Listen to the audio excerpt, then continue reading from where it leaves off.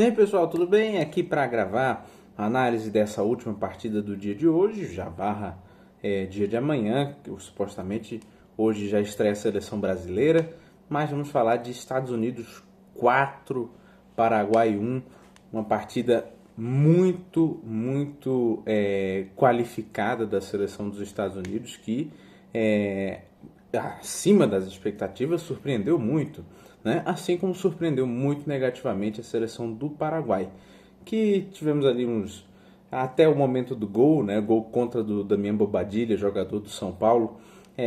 O jogo parecia seguir mais ou menos o roteiro que a gente tinha previsto. Os Estados Unidos com a bola, a seleção paraguaia pouco disposta a tê-la e muito capaz de ferir em alguns contra-ataques. Mas logo se mostrou que nenhum desses prognósticos seguiriam muito para além disso, né? Foi um primeiro tempo absolutamente dominante da seleção dos Estados Unidos, principalmente pelo seu lado esquerdo, em que teve Malik Tillman, principalmente Christian Pulisic, que foi a grande figura do primeiro tempo. Todos eles, obviamente, com o objetivo de chegar no Folarin Balogun, que marcou os 2 gols depois do gol contra do Bobadilla na partida. Ainda as duas laterais dos Estados Unidos, no caso 2 alas, né, porque os Estados Unidos sem bola defende com uma espécie de 4-3-3, 4-4-2, né, depende do momento do jogo, mas ataca sempre com 3 zagueiros e 4 jogadores no meio campo, 3 na frente. Esses 2 alas, né, seriam o Serginho Dest. O Pochettino faz muito bem, porque desobrigando o Serginho Dest a voltar para marcar, consegue mantê-lo lá na frente como uma força ofensiva que ele tem bastante. Justamente com eles os Estados Unidos tiveram uma grande gama de oportunidades, e pelo lado esquerdo, aí sim, um dos grandes nomes da partida e um dos grandes nomes dessa seleção, o Anthony Robinson, que fez um grande jogo. Então, volume, velocidade, troca de passe rápida, pressão para a esquerda, tudo isso os Estados Unidos mostraram na partida de hoje. E o Paraguai, por outro lado, mostrou sono, mostrou pouca garra, pouca vontade, ou pelo menos mostrou surpresa pela dominância estabelecida pelo time dos Estados Unidos, que praticamente impediu que o Paraguai tivesse a bola, ou pelo menos o Paraguai também não fez muito esforço, né, para conseguir jogar para além daquelas suas capacidades limitadas.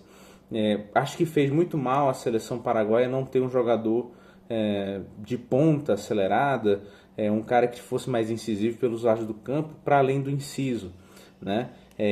Teve Enciso de um lado e Almiron do outro.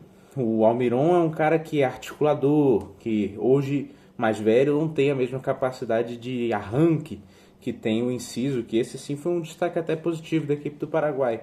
Tanto que no segundo tempo, quando sai o Bobadilla, que foi o pior na partida, sem dúvidas, também perde a bola no lance do terceiro gol da seleção dos Estados Unidos. Quando ele sai da partida, entra o Maurício, jogador do Palmeiras, que faz inclusive o seu gol naturalizado, paraguaio, brasileiro, né? Ele entra pelo lado esquerdo, e esse sim um cara que tem não arranque, mas uma velocidade, mais vigor físico, deixa o Almirão mais centralizado, com uma espécie de segundo atacante ali junto do Sanabria, em segundo momento do Alex Arce. E aí sim o Almirão tem uma capacidade de construção um pouco maior.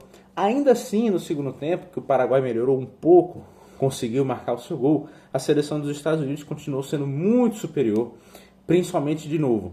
E aí, se o primeiro tempo foi do Christian Pulisic, o segundo tempo foi do Malik Tillman. Esse sim, um cara de arranque, o tempo inteiro prestando atenção no jogo, responsável por triangulações entre o centroavante, que em algum momento foi o Balogun, outro momento foi o EA, outro momento foi o Ricardo Pepe, e o Anthony Robinson, foguete vindo do lado esquerdo.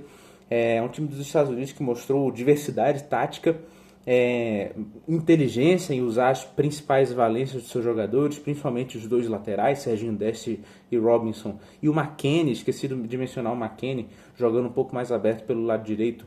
Foi um cara muito perigoso, entrando e abrindo espaço para o Serginho Dest justamente ser uma arma para cruzar a bola, para encontrar alguém chegando no meio. E essa falta de vigor, de vontade, de marcação apurada da seleção do Paraguai justamente impediu, deixou um espaço enorme onde não deveria ter, porque o Paraguai praticamente jogava como um quadrado, né? Abria muito os seus lados do campo, os dois lados onde corriam os jogadores dos Estados Unidos pelas pontas, e não tinha ninguém para defender a sua área. Acabava que, tentando se fechar demais, abria muitos espaços.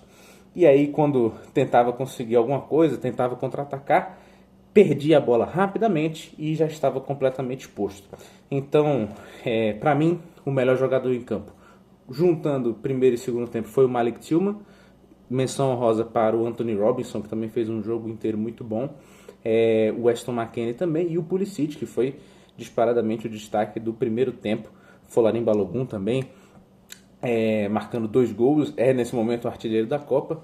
E também vale mencionar a grande partida do sistema defensivo dos Estados Unidos. Chris Richards foi muito bem, especialmente Tim Rim, jogador já veterano, de experiência de Premier League, hoje jogando na MLS, Liga dos Estados Unidos, fez uma partida extremamente segura, pareceu um cara de altíssimo nível, apesar de eu questionar muitas vezes as qualidades do Tim Rim, né? No Paraguai, o destaque realmente o Maurício, que quando entrou deu mais profundidade para essa seleção, melhorou, como eu já expliquei.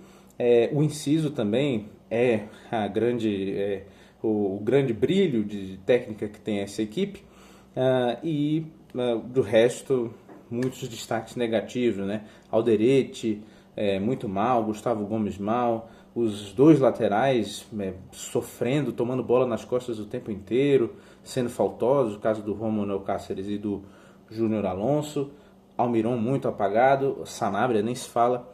Então, partida muito decepcionante dos Estados Unidos, do Paraguai, e muito surpreendente positivamente da seleção dos Estados Unidos, que mantendo esse nível pode até chegar um tanto longe, considerando que é a principal das equipes da casa, já que vai jogar mais partidas em casa. É isso aí, pessoal.